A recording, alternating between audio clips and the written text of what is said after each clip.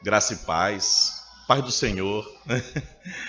Como é bom poder estar aqui com os irmãos mais uma vez e agradeço ao convite tão amoroso do conselho e deste corpo de Cristo que aqui se reúne. Vocês estão em nossas orações, a Igreja Chácara Brasil tem orado por vocês, assim como sei que vocês oram por nós também.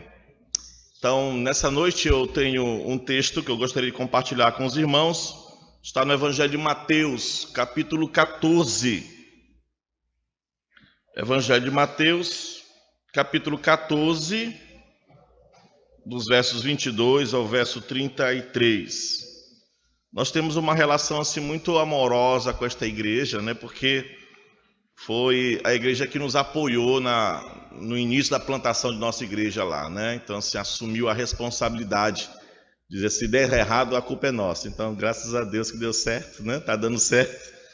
E eu oro sempre por vocês, porque vocês são um corpo de Cristo que é muito importante para o presbiterianismo em nosso estado, especialmente, né? Então Deus é bom. E uma das certezas que eu sempre tenho é que quando Cristo se faz presente em um lugar, coisas grandiosas podem acontecer. E eu creio que o nosso Senhor Jesus está aqui conosco hoje. Amém? Vou ler o texto, os irmãos acompanhem a leitura da palavra do Senhor. Mateus capítulo 14, verso 22. Logo a seguir, compeliu Jesus os discípulos a embarcar e passar adiante dele para o outro lado, enquanto ele despedia as multidões. E despedidas as multidões, subiu ao monte a fim de orar sozinho. Em caindo a tarde, lá estava ele, só. Entretanto, o barco já estava longe, a muitos estádios da terra, açoitado pelas ondas, porque o vento era contrário. Na quarta vigília da noite, foi Jesus ter com eles, andando por sobre o mar. E os discípulos, ao verem-no andando sobre as águas, ficaram aterrados e exclamaram: "É um fantasma!" E tomados de medo, gritaram. Mas Jesus imediatamente lhes disse: "Tende bom ânimo, sou eu, não temais." Respondendo-lhe Pedro, disse: "Se és tu, Senhor, manda-me ir ter contigo por sobre as águas." E ele disse: "Vem." E Pedro, descendo do barco, andou por sobre as águas e foi ter com Jesus. Reparando, porém, na força do vento, teve medo. E começando a submergir, gritou: "Salva-me, Senhor!" E prontamente Jesus, estendendo a mão, tomou-o e lhe disse: "Homem de pequena fé, por que duvidaste?" Subindo ambos para o barco, cessou o vento, e os que estavam no barco o adoraram, dizendo: "Verdadeiramente és filho de Deus." Amém. Oremos mais uma vez. Senhor, estamos aqui nessa noite, ó Pai, para adorar o Teu nome, glorificar o Teu nome, cultuar ao Senhor, um culto de adoração e louvor. Culto é uma conversa com o Senhor. Nós falamos contigo, lendo a Tua Escritura, orando a Ti e exaltamos o Teu nome com louvores também. O nosso desejo agora, Pai, é de Te ouvir falar. Somente a Tua voz é poderosa. O salmista diz que a Tua voz despede chamas de fogo. A Tua voz faz tremer o deserto, Senhor. Por isso, ó Pai, nesta noite, que a Tua voz faça tremer os nossos corações. Que todos que aqui estão saiam daqui, Senhor, preenchidos pela Tua verdade. Não permita que nenhuma alma saia daqui de coração endurecido, Senhor, mas transformado pelo poder do Teu Evangelho. E nós necessitamos, então, para isso, de uma intervenção poderosa, maravilhosa e generosa do Teu Espírito Santo sobre nossas vidas, do poder do Teu Espírito sobre nós, tocando em nossas mentes, tocando em nossos corações, para que possamos compreender a Tua palavra, entender a Tua verdade e que, ó Senhor, sejamos obedientes a ela. Transforma nossas vidas. Tu tens poder para isso. A Tua palavra é transformadora de vidas. Que sejamos todos transformados em nome de Jesus. Amém. Este é, sem dúvida, um dos milagres muito amados pelo povo de Deus. Na verdade, um dos milagres muito conhecidos na vida de Jesus, conhecidos na vida dos seus discípulos e na nossa vida, na minha vida também. Eu por muitas vezes, eu tentei, quando criança, caminhar sobre as águas. Quem nunca tentou aqui? Quem nunca banhou de piscina, saiu correndo pela beira, querendo dar mesmo 2 passos em cima das águas, assim, não é verdade? E a gente nunca conseguiu, né? Pois bem, esse texto é maravilhoso. Mas para entender esse maravilhoso acontecimento, eu quero começar chamando a atenção para o verso 33. Por favor, vamos ler juntos, mantenham o texto aberto aí, porque este é o versículo chave para que você possa entender o texto. O texto diz assim, vamos ler juntos? E os que estavam no barco, dizendo... Pronto. Veja, algo aconteceu aqui para convencê-los desta verdade. O que aconteceu naquele dia foi tão convincente, foi tão impressionante, que no dia seguinte, conforme o Evangelho de João, capítulo 6, a multidão volta outra vez para receber aquela refeição de graça que eles tinham recebido no dia anterior. Porque antes desse evento, o Senhor tinha multiplicado os pães e peixes e tinha alimentado aquela multidão. Então a multidão volta no outro dia, talvez achando que Jesus fosse um padeiro celestial ou um peixeiro, então iria abrir agora assim 2 vendas maravilhosas e todo mundo ia se alimentar. E quando Jesus viu a multidão voltando por esta intenção, ele falou duramente com eles, aquele discurso que a gente conhece, eu sou o pão da vida, né? E eles todos foram embora, achando que o discurso era duro demais. Somente os discípulos ficaram. E Pedro, falando por eles, disse assim: Senhor, acreditamos em Ti e temos certeza de que Tu és o Cristo, Tu és o Filho do Deus vivo.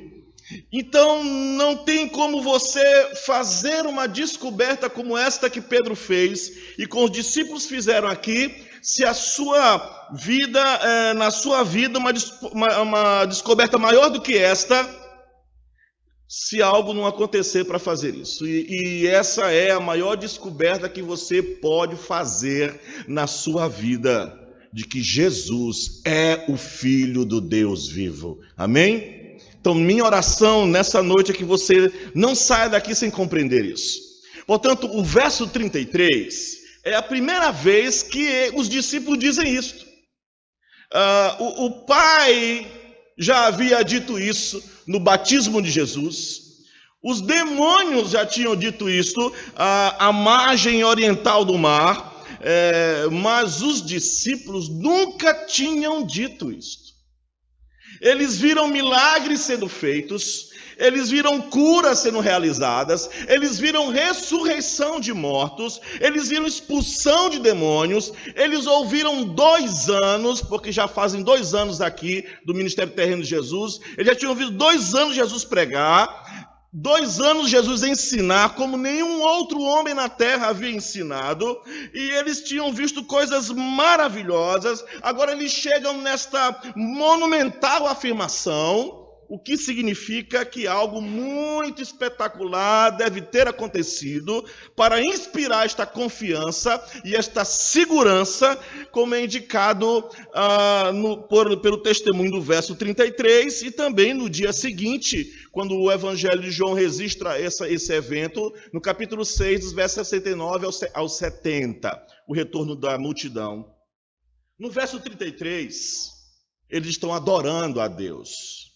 E isso nos diz algo muito básico acerca de Jesus. Ele nos diz que Jesus é igual a Deus, porque eles adoraram Deus, adoraram Cristo aqui. Então, quando Deus estabeleceu a lei pela qual o homem deveria viver, ele começa a lei dizendo assim: não terás outros deuses. Pode falar, não estão com fome não, né? Então vamos lá. Não terá outros deuses. Isso, além de mim, diante de mim. Então, somente o verdadeiro Deus, Jeová, deve ser adorado. Esta é a lei. Contudo, quando você vai ao Novo Testamento, repetidas vezes você nota que Jesus Cristo também deve ser adorado. Então, a conclusão simples que devemos chegar é que Jesus Cristo é igual a Deus. Isto, então, é afirmado na declaração que eles fazem aqui. Ele é o Filho de Deus. Ele é da mesma essência que Deus. Então, se você olhar para o Novo Testamento, você vai ver a marca da adoração de Cristo plantada em toda a parte das Escrituras Sagradas. Quando você examina os evangelhos, você vai encontrar, por exemplo, os sábios que adoraram o Senhor em Mateus capítulo 2. Você encontra o leproso adorando em Mateus capítulo 8. Você encontra os gentios adorando em João capítulo 12. Você encontra uma mulher cananeia que o adorou em Mateus capítulo 15. Você vê um maníaco que habitava nos túmulos da cidade adorando Jesus em Marcos capítulo 5. Você vê um cego de nascença adorando Jesus em João capítulo 9. Os discípulos adorando Jesus na sua ressurreição e naquela montanha em Mateus capítulo 28, quando recebem a grande comissão, e o adorando também na sua ascensão em Lucas capítulo 24. Se você olhar nas epístolas, você vai encontrar Hebreus capítulo 1, onde diz que todos os anjos devem adorar Jesus. Se você vê Filipenses, você vai descobrir que Deus exige que toda criatura na terra, sobre a terra, debaixo da terra, curve o joelho para adorar Jesus. Se você for ao livro de Apocalipse, você vai ver que ele é adorado por todos que estão na glória. Isso está registrado no capítulo 4, no capítulo 5, no capítulo 11 e no capítulo 19. Então, esse tema da adoração a Jesus percorre todas as epístolas até o livro de Apocalipse, que Jesus deve ser adorado, e isso é algo que só é feito para com Deus. Quando João, na maravilha de suas visões em Apocalipse, ele se ajoelhou para adorar um anjo, o anjo disse assim: levanta-te, porque eu sou apenas uma criatura como tu és. Então veja, ele estava reafirmando que a adoração deve ser unicamente a Deus. E mesmo assim, quando Jesus foi adorado, Jesus nunca disse: levanta-te porque eu sou uma criatura como tu és. Jesus aceitou a adoração. Eles o adoraram no verso 33 do texto, porque estava claro para eles que eles podiam fazer isto porque Jesus é o Filho de Deus. Eles tiveram certeza disso depois do evento que ocorreu nesse texto. Então, este relato deste evento, deste milagre, é um dos grandes momentos de toda a história redentora, porque é um passo muito importante para a confirmação daqueles homens como discípulos do Senhor. Às vezes a gente lê esse texto e não dá atenção tão como deve ser a ele, não é verdade? Eles seguravam, aqueles discípulos eram aqueles que seguravam as chaves do reino, o evangelho. Eles eram a linha de frente para proclamar o reino. Era muito importante que aqueles homens tivessem esta compreensão cada vez maior da identidade do rei. É claro que o entendimento deles ainda não era totalmente completo. É claro que havia ainda muitas perguntas, muitos temores, muitas ansiedades, muitas dúvidas, mas eles fizeram aqui uma declaração, irmãos, muito importante, um grande passo para o reconhecimento de quem é Jesus de fato. O tão esperado Rei, o Cristo, o Messias, o prometido, o Filho de Deus. Por isso essa sessão é muito importante. Ela é muito importante para nós como igreja, porque nos fala sobre também o amor protetor de Jesus. É uma tremenda visão do cuidado que o Senhor tem por você e tem por mim como seus filhos. Como cristãos, nós precisamos muito saber disso. Como igreja, nós precisamos muito saber disso, que o nosso Senhor Jesus, Ele é o nosso protetor. Nós nos colocamos, irmãos, em dificuldades na vida, em lugares da vida onde muitas vezes a gente exibe pouca fé, pouquíssima fé. A gente teme que Deus nos tenha abandonado muitas vezes. E este é um grande texto, eu creio, para encorajar nossos corações, que se estamos andando no caminho da obediência, se estivermos andando no caminho da verdade, nós estaremos em um caminho onde Deus vai nos proteger e vai cuidar daqueles que são seus. Amém? Esta é uma verdade magnífica para nós. João Batista fez uma pergunta muito importante. Ele disse assim: você é aquele que haveria de vir? Você é mesmo esse? Perguntem para ele, manda os discípulos, né? Perguntem para ele se ele realmente é aquele que haveria de vir. Ou nós devemos esperar por outro, ou procurar outro. Essa era uma pergunta que estava nos lábios de todos naquela época. Alguns até pensavam que ele era Elias. Alguns até pensavam que ele era Jeremias. Alguns até pensavam que ele era um dos profetas. Todos estavam no processo de avaliar quem era Jesus. Durante 2 anos, Jesus tinha demonstrado que ele era aquele que viria. O profeta, o Messias, o Cristo, o Filho de Deus. Durante 2 anos, ele estava demonstrando isso com grande poder, com obras poderosas, palavras poderosas. Um pouco antes deste evento, ele havia alimentado 25 mil a 30 mil pessoas. O texto diz 5 mil homens. Não fala das mulheres, coitadinhas, que também comeram. Não fala dos jovens, dos adolescentes, das crianças. Vai multiplicando aí, família de judeu que gosta de fazer filho, né? Você pensa então que naquele caminho era o caminho que ia para Jerusalém. Muita gente passando por lá. Os estudiosos dizem entre 25 a 30 mil pessoas. Foi um milagre monumental. Foi um milagre arrebatador. Jesus criou o alimento para eles. Eles comeram mais de 25 mil pães. Muito mais. Um pão que nunca havia passado em um forno sequer, a não ser o forno da mão de Cristo. Um pão que nunca havia passado na mão de padeiro nenhum. Peixes que nunca haviam nadado em rio nenhum. O Criador de todas as coisas naquele dia criou. Este é Jesus. É aquele que está aqui nessa noite conosco. Ele é o Deus Todo-Poderoso. Temos que ter fé nesse Senhor. Havia milhares de testemunhas ali naquele dia. Como resultado desse milagre em particular, Jesus ganhou grande popularidade. Foi o ápice da popularidade de Jesus. Por 2 anos, o ministério de Jesus tinha crescido, ele estava proclamando, estava curando, expulsando demônios, um impulso irresistível agora. Eles veem ele criar pão, eles lembram de Moisés que orou e caiu o pão do céu. Eles dizem: a marca dele, o prometido chegou, ele é o nosso rei, vamos pegá-lo, vamos fazê-lo rei e vamos derrubar Roma. Esta foi a ideia do povo. Então a multidão tentou arrastá-lo para se tornar rei, quando eles viram o poder e a sabedoria dele. Então eles estavam convencidos, ele é o rei prometido de Israel. Chegou o nosso momento. Então você tem neste momento agora o auge da popularidade de Jesus.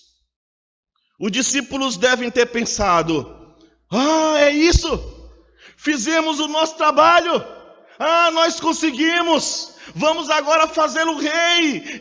Essa multidão vai arrastá-lo e vai fazê-lo rei. Mas quando tudo parecia concorrer para isso, tudo parecia caminhar para a ideia de que o rei prometido havia chegado, o rei político havia chegado, Jesus joga um balde de água fria nos discípulos e manda eles para longe, despede eles da multidão, e ele foi então subir o monte sozinho.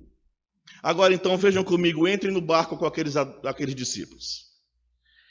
Naquele pequeno barco a remo, os discípulos indo, remando em direção ao mar. Eles deveriam estar incrivelmente desiludidos. Pegue, por favor, um remo aí e reme junto comigo, porque eles estão cansados. Desiludidos, decepcionados. Eles estão tentando entender como depois de 2 anos a gente chega a este ponto. Todo mundo agora acredita que ele é o rei. Todo mundo agora acredita que ele vai tomar o poder. E ele resolve agora mandar a gente embora? Como é que ele faz isso?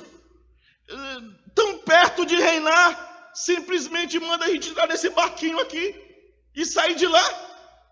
Veja, Jesus não quer que você tenha apenas um compromisso superficial com ele. A multidão tinha fins políticos.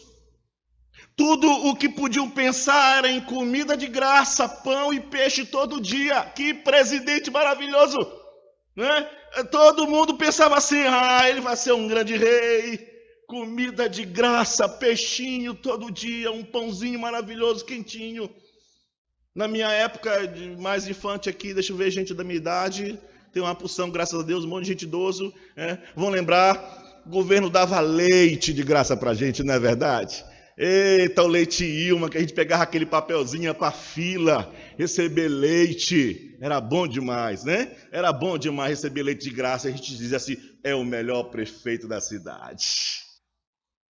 Foi isso que eles pensaram.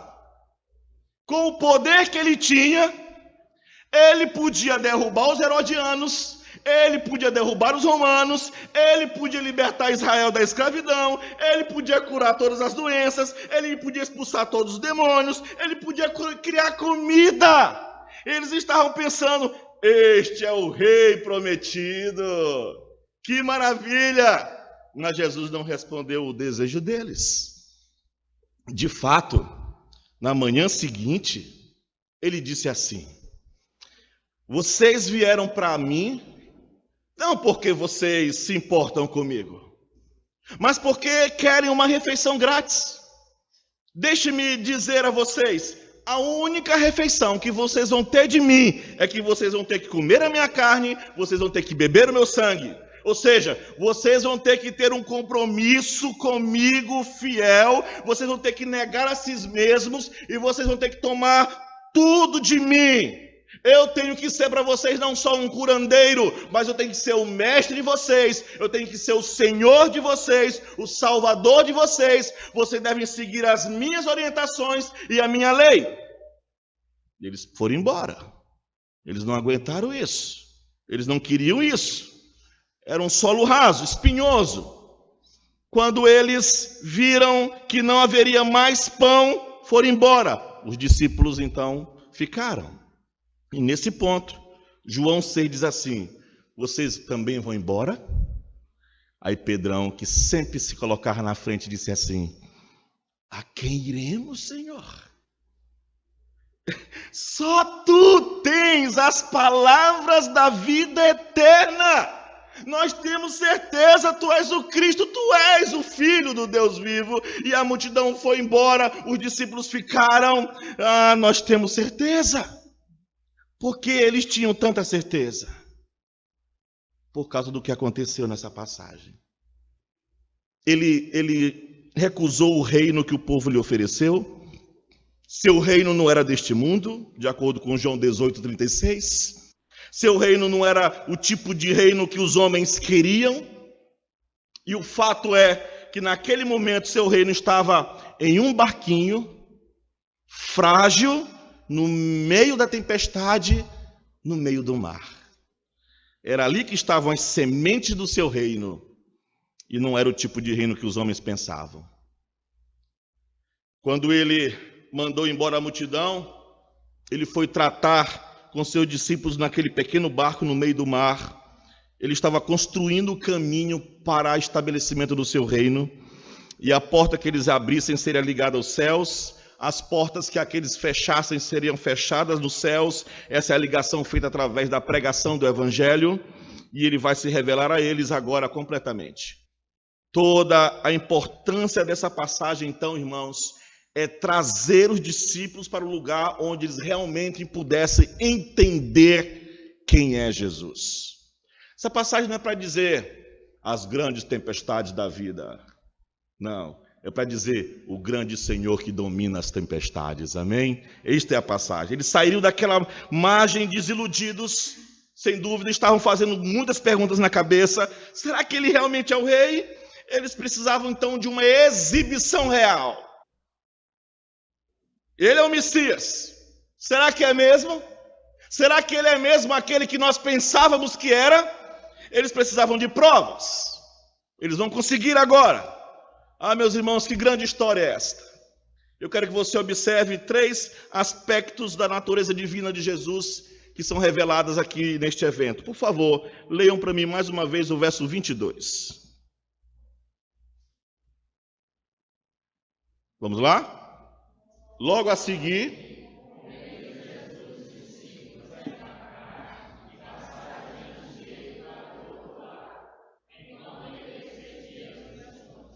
A primeira coisa que os faz adorar a Jesus é que eles reconhecem a autoridade divina de Jesus. Jesus fez seus discípulos entrarem no barco, ir adiante dele para o outro lado, enquanto ele mandava as multidões embora. Veja, isso indica que Jesus controlou toda a situação. Ele controlava aqueles que eram seus e ele controlou aqueles que não eram seus. Ele controlava os discípulos que não queriam deixá-lo, e ele controlou também a multidão que queria forçá-lo a ser um rei, assim como ele controlou o vento, assim como ele controla o mar, assim como ele controla as ondas, assim como ele controla os pensamentos, a fé, tudo mais. Jesus tinha autoridade sobre todos e sobre tudo.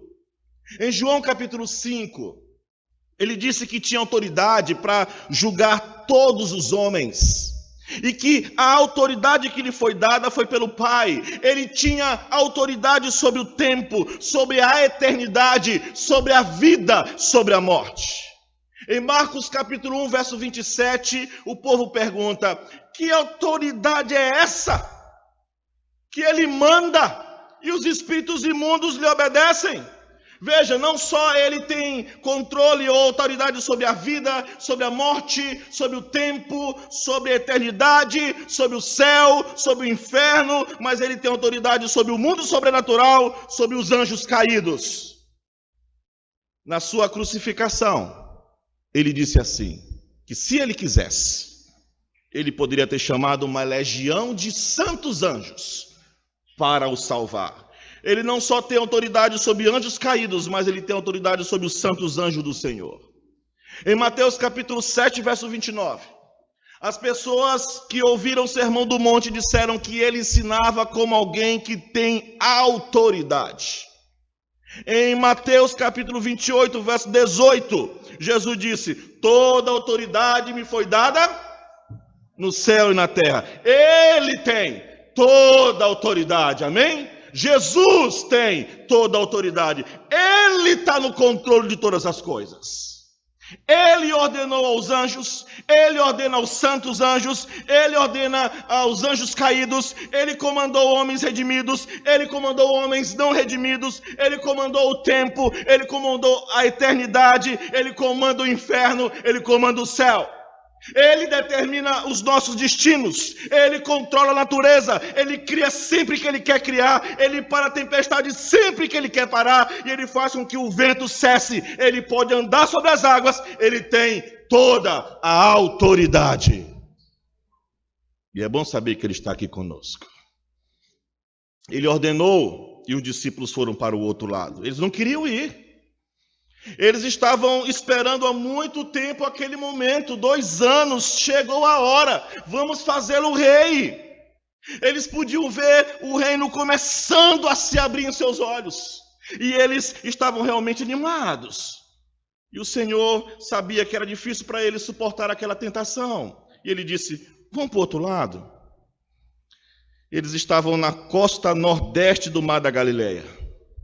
Eles precisavam atravessar a extremidade norte até a cidade de Cafarnaum. Uma viagem que eles tinham feito muitas vezes, mas eles não queriam ir. E é por isso que a Bíblia diz que Jesus os compeliu, os forçou a ir. Eles lutaram para não ir. Eles não queriam deixar diminuir aquele fogo que estava começando naquele momento. Eles não queriam deixar o Senhor sozinho. E também eles provavelmente viram que a tempestade estava começando. Eles não querem ir, mas ele os enviou de qualquer maneira. E é assim que é quando você tem autoridade. É incrível. Mais tarde, quando eles atingiram a tempestade, o texto diz que o vento era contrário a eles. Qualquer pessoa normal, com os parafusos no lugar, não diria assim: nós não somos doidos de entrar nesse lugar. Nós não vamos lutar com isso, vamos virar e vamos voltar para a margem. Mas não. Eles devem ter dito: o mestre disse para a gente ir. Ele disse, a gente tem de ir. E eles lutaram. E eles remaram. E não avançavam. Ficavam no lugar. Mas permaneceram no caminho da obediência à autoridade de Cristo, à autoridade soberana de Jesus. Veja, mesmo a multidão não pôde resistir a Jesus. Diz o verso 22, que nós lemos, que depois de ter mandado os discípulos embora, ele manda a multidão embora. E o verso 23 diz que depois de ter mandado a multidão embora, ele foi orar sozinho. E eu creio, meus irmãos, que essa era uma tentação de Jesus, muito parecida com a terceira tentação que Satanás lançou sobre ele, ali em Mateus 4, quando Satanás mostrou para ele os reinos do mundo. Eu te darei os reinos do mundo se tu adorares inclinando diante de mim. É uma situação muito semelhante, uma tentação de governar, de reinar. O que Cristo queria? Será que ele queria ser rei mesmo? Se ele aceitasse a oferta da multidão, pense comigo. Aline, querida, pense comigo. Ele podia contornar a cruz. Ele não ia passar pela cruz. Com o poder que ele tinha, ele podia derrubar os Herodes, os romanos, ele podia trazer liberdade ao povo. Foi uma tentação. Mas ele ganhou a batalha mais uma vez, aleluia. Ele foi desfrutar o fruto dessa vitória na comunhão com o Pai em oração. E ele passou a maior parte do tempo orando pelos seus discípulos. E aqui estava ele mais uma vez orando para que eles não caíssem na tentação. Em Lucas capítulo 22, verso 31, ele disse a Pedro: Satanás desejou tê-lo, Pedro, mas eu orei por você para a sua fé não falhar. Então veja, não é uma coisa reconfortante. Pense comigo.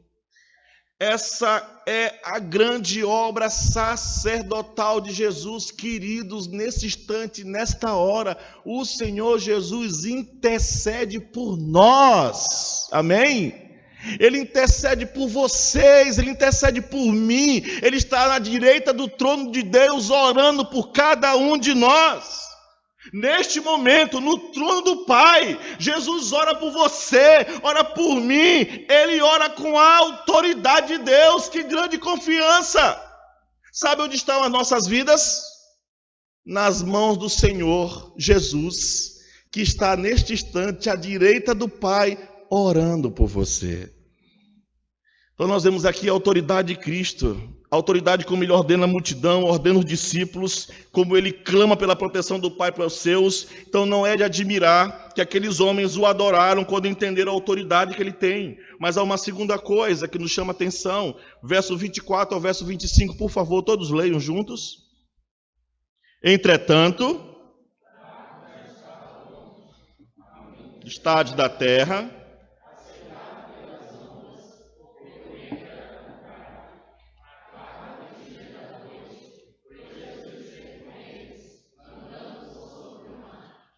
a segunda coisa que os motiva a adorar Deus é o conhecimento divino. Veja, o barco está no meio do mar. O Evangelho de João diz 25 a 30 estádios de distância da margem, ou seja, 6 quilômetros e 200 metros mais ou menos. Isso os coloca no meio do lago, no centro do lago. Eles estão sendo jogados pelas ondas e o vento é contrário a eles. Então você tem que amar esses discípulos. Você tem que amar esses discípulos. Porque eles estão fazendo aquilo que é melhor para serem obedientes a Jesus. Eles estão remando o barco na direção certa, confusos, desiludidos, desapontados, chateados, até mesmo questionando.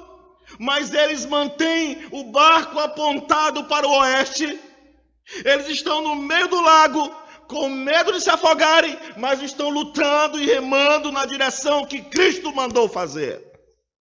Marcos até acrescenta que eles estavam angustiados remando.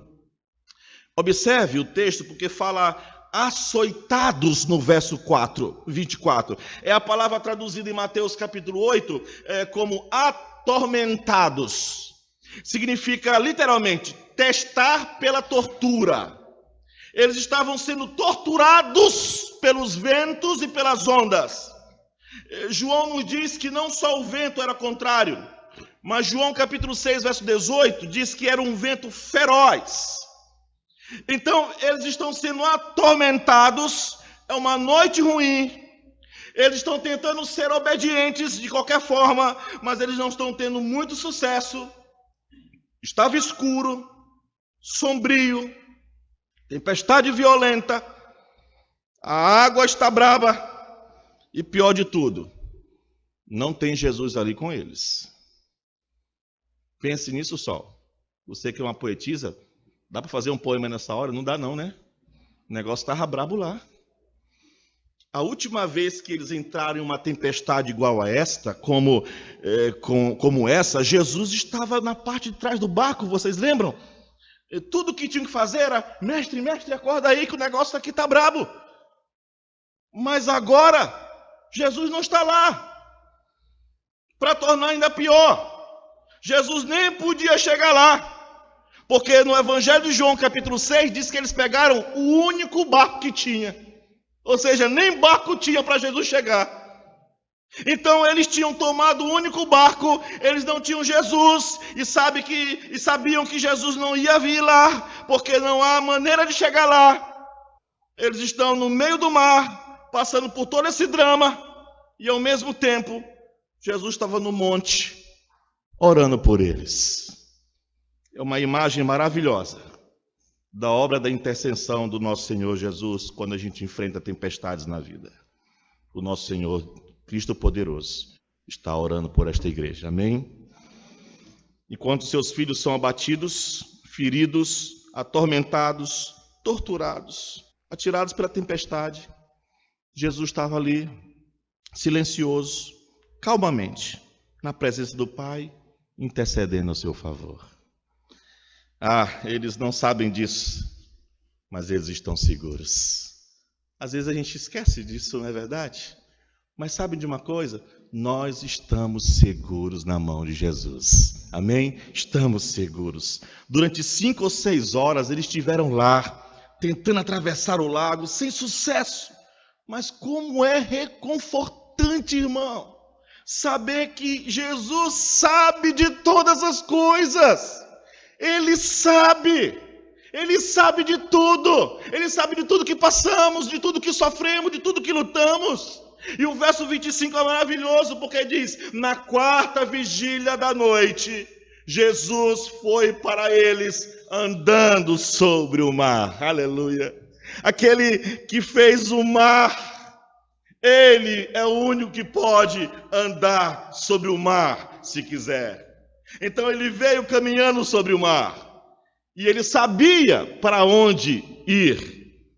Ele sabia exatamente onde eles estavam. Não importava que ele não pudesse vê-los. Esse é o conhecimento divino, ele sabe de todas as coisas, ele sabe de tudo. A escuridão não é barreira para Jesus. O Salmo 139 diz que a noite e o dia são para ele a mesma coisa. A distância não é barreira para Jesus, para o conhecimento divino. Ele sabe onde estamos com nossas angústias, nas nossas circunstâncias adversas. Ele sabe como chegar até nós. E isso aconteceu durante a 4ª vigília da noite, ou seja, entre as 3 e as 6 da madrugada. Eles tinham remado e lutado a noite toda, irmãos. A noite inteira, até as 3 ou 4 da manhã, lutando, remando, e estavam ainda no meio, sem sair do lugar, ansiosos e com medo. Jesus demora para ir até eles. E eu digo para você, sem medo de errar, isso é tudo parte do plano dele, tudo parte da lição dele. Se não tivesse aquela tempestade, eles e nós nunca saberíamos que ele tem poder para lidar com tempestades. Você nunca realmente vai entender, e essa é do meu coração para a igreja, nós nunca vamos poder entender o poder de Deus até que passemos por uma tempestade. Ele poderia, ali de onde estava, falar e silenciar a tempestade. Ele até ressuscitou gente, curou pessoas só em dizer, vai que teu filho está vivo, sem ir. Ele poderia ter feito isso. Ele poderia silenciar de onde ele estava, mas ele foi até eles, para que eles pudessem aprender que naquela dificuldade, Jesus estava lá com eles, e ele sabia, e ele entendia, como agora ele entende, e ele sabe de tudo. Ele sabe quando você se senta e quando você se levanta. Ele sabe tudo que há para saber sobre você e sobre mim. Ele sabe onde você está. Ele sabe quais são as tuas necessidades. Ele te conhece desde o ventre da tua mãe. Ele te conhece, na verdade, antes mesmo disto.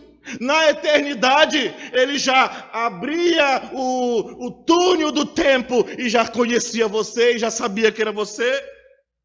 Se você subir ao céu, ele vai estar lá. Se você fizer a sua cama no mais profundo abismo, ele vai estar lá. Se você tomar as asas da manhã e morar na parte mais extrema do mar, lá a sua mão bendita vai estar contigo e a tua mão e a mão direita dele vai segurar você. Veja, não importa onde você esteja, o que você esteja passando, ele sabe, porque ele sabe de todas as coisas. Em Êxodo capítulo 3, verso 7, há um versículo que é maravilhoso. Diz assim: certamente eu vi a aflição do meu povo, que está no Egito. Eu ouvi o seu clamor por causa dos seus executores, porque eu conheço os seus sofrimentos. Ele disse, eu sei onde eles estão, o que eles estão suportando, eu irei salvá-los. Esse é o Senhor Jesus. Você já pensou o que aconteceria se Deus chegasse apenas alguns minutinhos atrasados na tua vida?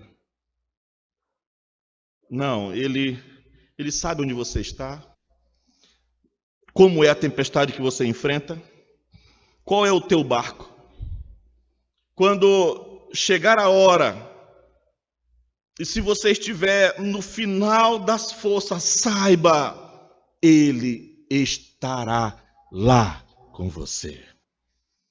E da próxima vez que você passar por lutas, você vai saber disso. É assim que ele ensina. É isso que ele está ensinando aqui, através dos discípulos, ensinando para nós. Davi aprendeu isso também. Davi, quando está tudo bem, diz, o Senhor é meu pastor e nada me faltará.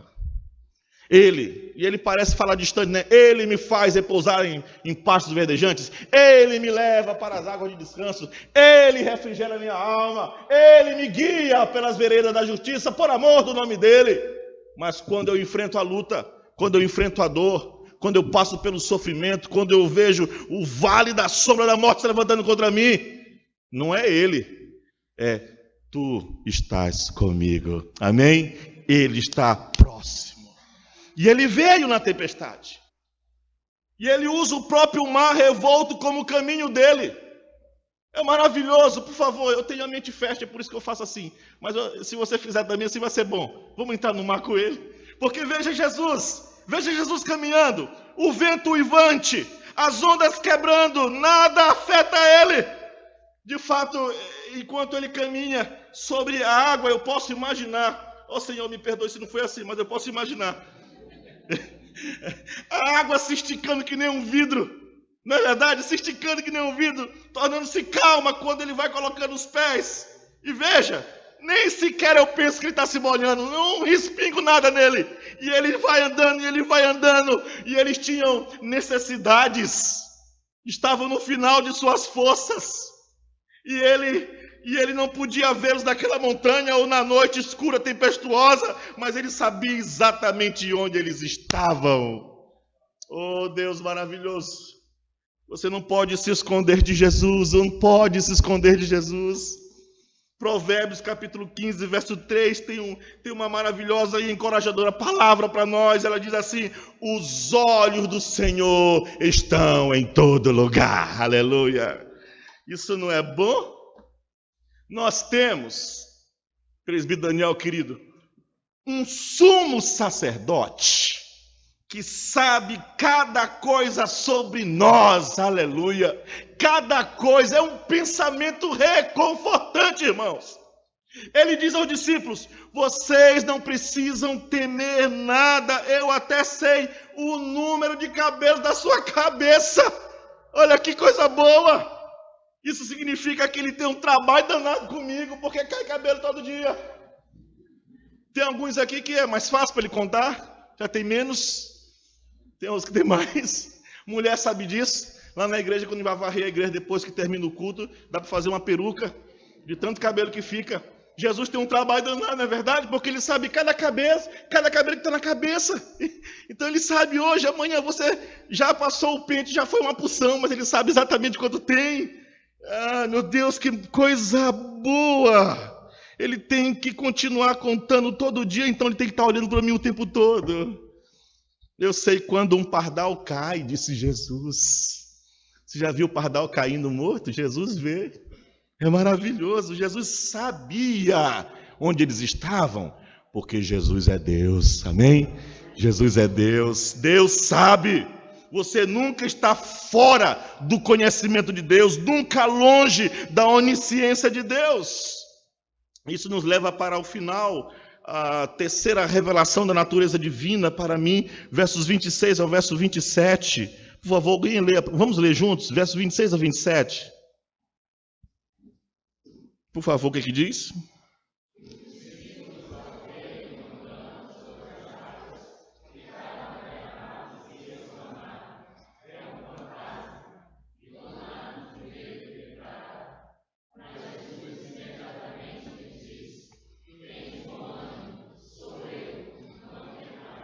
Amém, amém. Não é a última não, pastor Prestano gosta de fazer isso com vocês, né? Finalmente, está concluindo, não conclui. Dá falta só mais duas, mas essa aqui é bem curta, porque fala da proteção divina. A gente viu a onisciência, viu a autoridade, e agora o cuidado e a proteção. Diz assim: quando os discípulos o viram andar no mar, eles ficaram perturbados, dizendo: é um fantasma, e gritaram com medo. A propósito, o evangelista Marcos acrescenta que todos o viram. E a palavra que ele usa na língua grega lá, dá a ideia que Jesus, o barco está aqui, e é como se Jesus estivesse andando do lado assim dele, ó. Parece que nem está ligando para eles, está andando assim do lado deles, assim, ó, assim mostrando assim: calma, gente, estou aqui com vocês, vocês estão passeando na tempestade e eu junto. E é maravilhoso parar para pensar assim. Eles não sabiam quem ele era, mas sabiam que o viram, nem sequer que ele fosse, não estavam entendendo nada, é um fantasma. João 6,19 diz que ele chegou perto do seu barco, e claro, nesse ponto eles estavam aterrorizados, e quer dizer, já era bastante ruim estar numa tempestade, mas agora com o fantasma do lado deles, na escuridão, em pânico, cansados, terrivelmente desiludidos, decepcionados, sensação de desesperança, e para adicionar tudo isso vem um fantasma andando sobre as águas. Aí é para correr. Eles não conseguem lidar com isso, e o verso 26 diz que eles estavam perturbados, estavam em estado de pânico, horrorizados quando veio um fantasma, e Marcos diz que o fantasma fala com eles, e Mateus diz no verso 27, mas imediatamente Jesus falou dizendo: tem de bom ânimo, sou eu, não tem mais. E eles teriam conhecido a voz de Jesus. E ele estava dizendo: para de temer, para de temer, para de temer, meu irmão, para de temer. Não tema, não tema, Igreja Presbiteriana de Vinhais, não tema, isso não é bom? Não tema, eu estou aqui, é o que Jesus diz. Deus é o protetor do seu povo, meus irmãos. Ah, que grande verdade! A tempestade nunca fica tão extrema que ele não sabe onde estamos, ou que ele não pode andar sobre as águas. Ele protege aqueles que são seus, ele nunca chega tarde demais. A natureza divina de nosso Senhor é ainda expressa, e aí sim, em último lugar, no seu divino amor. Verso 28 ao 31, por favor. Verso 28 ao 31, vamos ler? Respondeu-lhe Pedro e disse: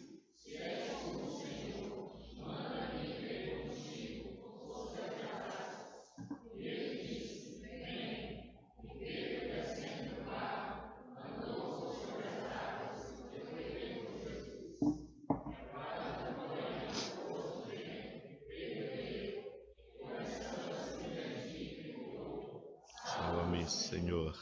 E prontamente Jesus estendeu a mão.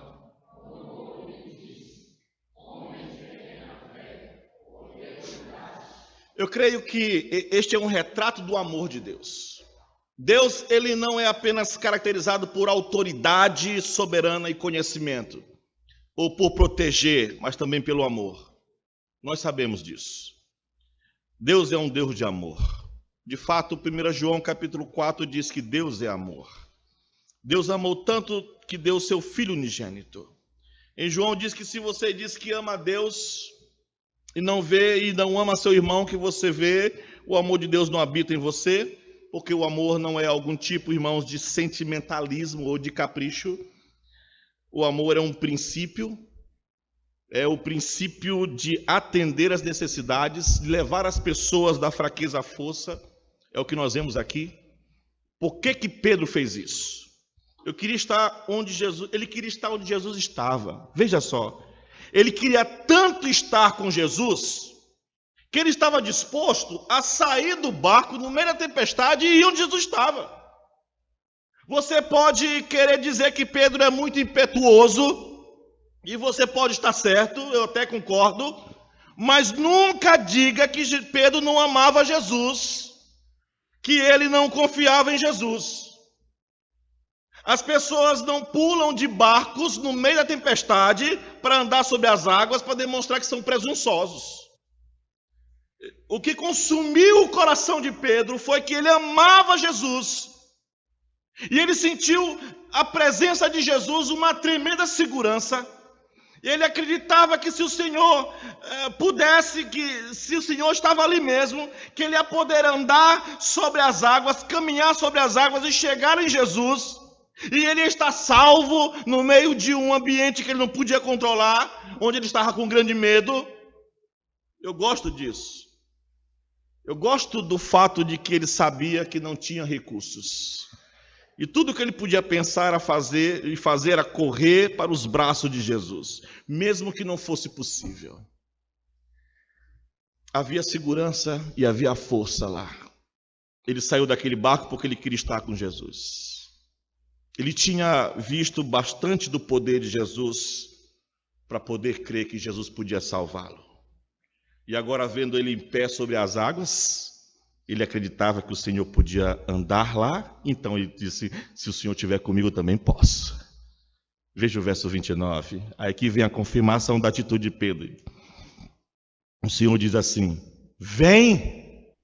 Vejam, o Senhor Jesus não convida ninguém a fazer algo pecaminoso, orgulhoso, presunçoso. Se fosse presunção de Pedro, Jesus não tinha chamado ele. E quando ele diz venha, tinha toda a terna compaixão de um pai que quer segurar seus filhos no braço. Ele sabia que a fé de Pedro era fraca, frágil, defeituosa, que não podia suportar a tempestade sozinho. Mas o Senhor nunca rejeita uma fé frágil.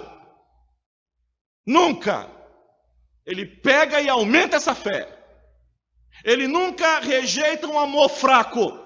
Ele pega e reforça esse amor, porque essa é a essência do amor divino. Pegar um homem ou uma mulher onde estão fracos na fé, defeituosos, e levá-los para erguê-los. Mas ele passa essas pessoas através da luta, para que possa aumentar a capacidade dessas pessoas de acreditar que Deus as ama e que pode sustentá-las. Então ele disse assim: vem. E esta vai ser a maior lição que Pedrão vai aprender na vida. Olha o verso 29. Quando Pedro desce do barco, andou sobre as águas. Uau! Eu nunca consegui fazer isso. Pedrão andou. E eu creio que ele era mais gordinho do que eu. E ele estava caminhando para ir para Jesus. Isso era tudo o que ele tinha em mente. Ir para Jesus. E essa pode ser a parte mais significativa de toda a cena. Ele está indo para Jesus. Ele queria chegar a Jesus, mas era um teste difícil. Ele tinha visto o Senhor lidar com tempestade em Mateus capítulo 8, onde o Senhor só fez assim, ó. Shhh, e a tempestade calou. E aí, agora ele sabia que o Senhor podia fazer algo desse jeito. E ele achava que o Senhor estava no controle de tudo. Mas quando ele sai do barco, o teste se tornou um pouquinho mais difícil do que ele achava. Ele está caminhando sobre as águas. As ondas e o vento aterrorizantes. E diz o verso 30, mas vendo que o vento era turbulento, teve medo. E começando a afundar, clamou, Senhor, salva-me!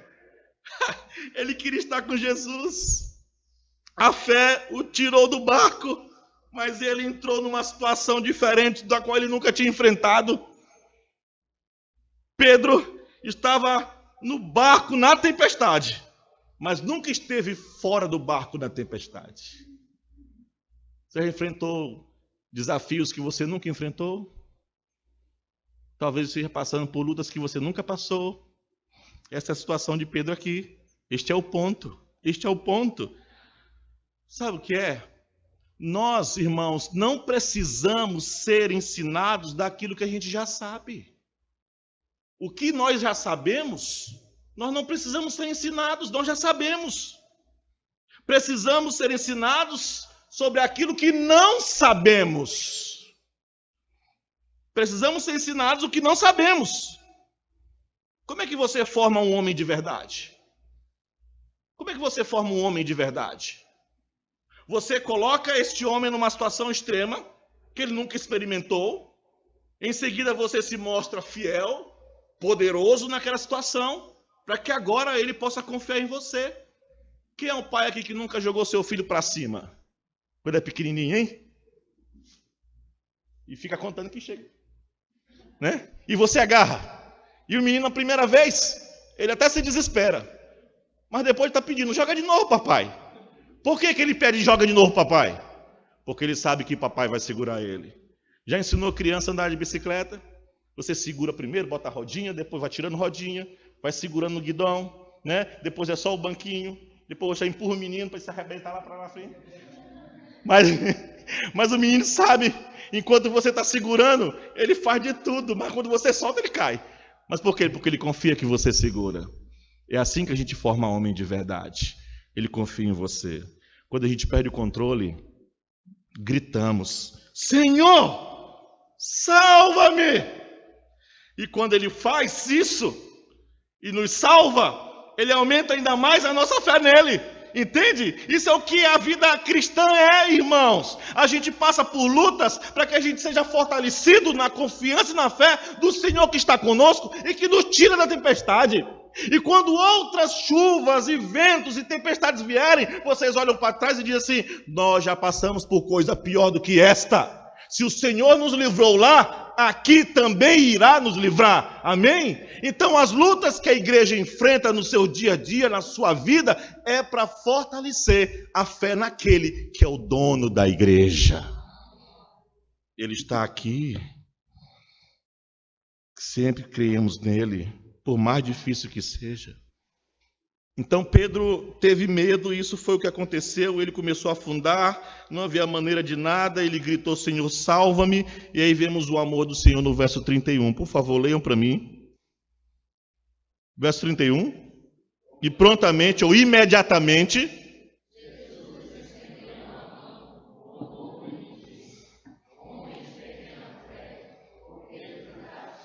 sabe qual seria a minha resposta para Jesus se eu fosse Pedro? Cris, querido, ele dizia assim, Senhor, olha para essa tempestade aí, como é que é? Eu nunca estive num lugar desse, Jesus. Isso é mais do que eu já experimentei. Mas o Senhor está dizendo, Você nunca pensou que eu ia te agarrar? Ô Pedro, acorda! Tu não pensou que eu ia te pegar? Você não pensou que poderia confiar em mim numa situação dessa? Você não pensou que eu ia te sustentar nesta situação que você nunca enfrentou antes? Ah, Pedro, eu estou contigo o tempo todo, aleluia! Ô igreja, eu estou contigo! O Senhor o ensinou e o levantou e lhe deu a vitória. Aí a gente podia até cantar: quem pode livrar como o Senhor? Ele é poderoso? Sim, Ele é poderoso, irmãos. Será que a gente não confia, não? Que Ele pode estender a mão para nós e nos livrar da situação difícil? Mas é claro, Ele está aqui. Deixe-me dizer algo antes que você condene Pedro, por ele ter pouca fé. Pouca fé é melhor do que fé nenhuma. Pouca fé é melhor do que fé nenhuma. Nosso querido Senhor disse que se você tiver uma fé do tamanho de um grão de mostarda, você move até montanha. Então, não é preciso muito, não é? Para se manter firme. Não é preciso muito. A pouca fé, a pequena fé que Pedro tinha, fez ele sair do barco e confiar em Jesus. Acho que todos nós podemos ser caracterizados como tendo pequena fé, misturado com um montinho ou um pouquinho de dúvida também. É por isso que o Senhor traz em nossas vidas dificuldades. É por isso que o Senhor permite que passemos por provações, por lutas, por dores, para que passando por estas coisas possamos ver que Ele nos sustenta. Pequena fé cresce e cresce. Talvez algum dia alguém possa dizer de nós, como Jesus disse: nunca vi tanta fé em uma igreja, né, em todo Israel, como eu vi no Vinhais. Amém? Já pensou alguém dizer isso de nós agora? Já pensou? Nós temos que ter a confiança, irmãos, confiança de que o Senhor Jesus Cristo cuida de nós. Seu amor nos alcança para aumentar a nossa fé, para nos fortalecer. É assim que o seu amor funciona, de duas maneiras. Ele é o sumo sacerdote, intercessor, orando em nosso favor e com a própria fonte de força que vem sobre nós no meio da dor. Então, quando você estiver pensando por lutas terríveis ou passando por lutas terríveis e começar a questionar Deus, Cristo, e achar que tudo que ouviu acerca dele não é verdade, quando você de repente não souber lidar com as circunstâncias adversas que vêm sobre nós, quando você perder a perspectiva da vida, é nesse ponto que você tem que ter confiança que o Senhor Jesus intercede em seu favor, sempre ora de acordo com a vontade do Pai. E não só isso, mas Ele vem em nosso socorro. Se o seu barco estiver apontando para Cafarnaum, se o barco da igreja de Vinhais estiver apontando para Cafarnaum, para o lugar certo, para o lugar onde o Senhor mandou, no curso da obediência e da verdade, o Senhor Jesus irá salvar. Amém? Ele irá salvar. Essa é a lição que Ele deu para aqueles 12 e para nós também. Não há razão para temer em nossa vida como cristão. Nenhuma mesmo. Não há nenhuma razão para ter ansiedade. Não há razão para ficar chateado. Não importa quão grave a tempestade pareça. Ele aparece no meio da tempestade e diz: alegrem-se, eu estou aqui. Amém? Estou aqui. Ele não dá um grande discurso aqui. Ele não dá uma descrição teológica de o que é a tempestade. Ele podia ter dado, né? Assim, se ele fosse um pastor presbiteriano, então, coisa boa. Ele ia dar um estudo teológico antes de entrar num barco. Mas ele não faz isso. Ele nem explica como podem eles andar sobre a água. Isso não é sobre ensinar os discípulos a andar sobre água. Eu já vi pregação desse texto, de dizendo que com a fé você pode andar sobre as águas. Não pode, meu filho, você afunda. O texto não é para ensinar ninguém a andar sobre água. Nenhum deles andou sobre as águas. A Bíblia não fala sobre isso.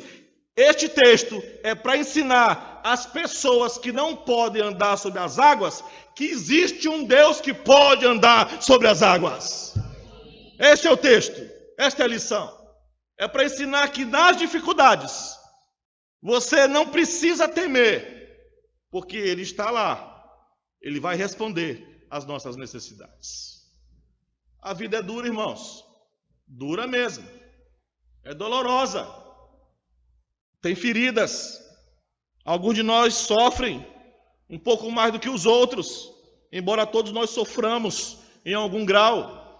O grande ensino dessa passagem é que você nunca está longe da autoridade, do conhecimento, do cuidado protetor do nosso Salvador. Nunca.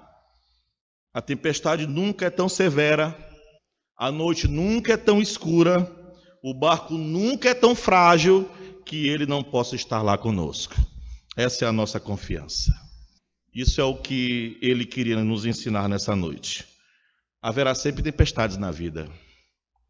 Muitos navios frágeis em suas vidas, em nossas vidas, e na vida daqueles que seguirem o caminho do Senhor. E a gente precisa saber que Deus anda sobre as águas. Ele vem até nós, no meio da tempestade da dor. Precisamos saber disso, porque isso tira o nosso medo. O que há para temer? O que há para temer? Jesus está na montanha, intercedendo em nosso favor. Jesus vai estar no mar, andando na nossa direção. De qualquer maneira, estamos seguros pelo Senhor. Estamos seguros nas orações, no poder, na proteção, na grande confiança, no amor do nosso Senhor. Discípulos viram isso, a autoridade divina e o poder divino. Verdadeiramente tu és o Filho de Deus. Eles declararam, eles o adoraram, viram o amor, resposta certa. Ele não queria que eles pensassem que ele fosse um líder político, mas que ele fosse o Senhor do universo que controla todas as coisas. Portanto, nessa noite, Ele tem autoridade, conhecimento, proteção e amor em benefício dos seus filhos. Eu não sei qual a sua situação, mas se você nunca convidou Jesus para ser seu Salvador, então você não tem a promessa de que Ele vai cuidar de você. Mas, se você reconhecer Cristo como o único Salvador da sua vida, se você se tornar um cristão ou um crente no Senhor Jesus, você não vai ter mais motivos na vida para temer, porque o Senhor vai colocar fé em teu coração para crer somente nele e confiar somente nele. Ele está vivo, e Ele anda no meio da sua igreja, como diz Apocalipse. Ele está no meio de nós, e Ele é o único capaz de acabar com as tempestades que se levantam sobre nós. Amém? Vamos orar?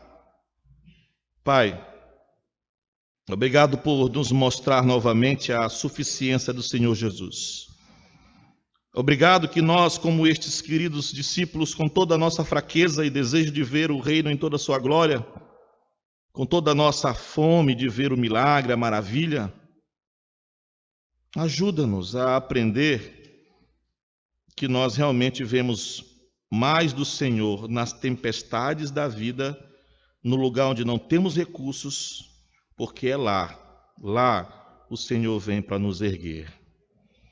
Colocamos essa igreja em tuas mãos, a vida da liderança dessa igreja, a vida daqueles que têm passado aqui para ensinar, pastores, presbíteros, homens de Deus que têm se levantado, aqueles que têm um coração desejoso de servir o Senhor mais e mais aqui, os membros dessa igreja, o corpo de Cristo aqui se reúne.